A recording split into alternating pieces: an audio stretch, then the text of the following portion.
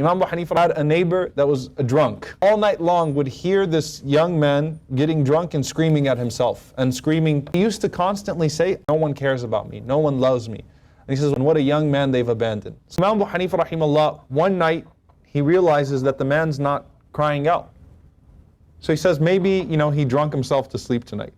Maybe he's just not, up tonight. Then he noticed the second night. So he went out in the middle of the night and he knocked on his door and the young man didn't answer.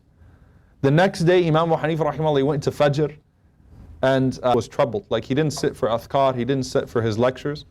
He immediately went to the Khalifa, Abu Ja'far al-Mansur. And he said, where is he? Where's my neighbor? What happened to him? And Abu Ja'far looked into it and he said, well, he was put in prison because he owed so many people money. Imam Abu Hanifa rahimahullah said, I want him released, I want him out. How much money does he owe? One of the narration mentions 85,000 dirhams.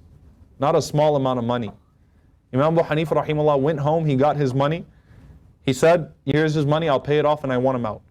So he gets him released and this young man comes out. He sees Abu Hanifa rahimahullah and he's like, why would you do that? Why would you even care for someone like me? And subhanAllah, Abu Hanifa rahimahullah, he laughs and he says, Aturana ada'nak? Did we forget about you? Did we abandon you? And subhanAllah, the most beautiful part of this narration, أصبح ذلك الرجل من أصحاب الصف الأول. That young man became one of the people who always prayed in the first row. And he became a student of Imam Abu Hanifa rahimahullah, وَحَسُنَ إِسْلَامُ, and his Islam became good, and his ilm became good, and he became a teacher of fiqh as well.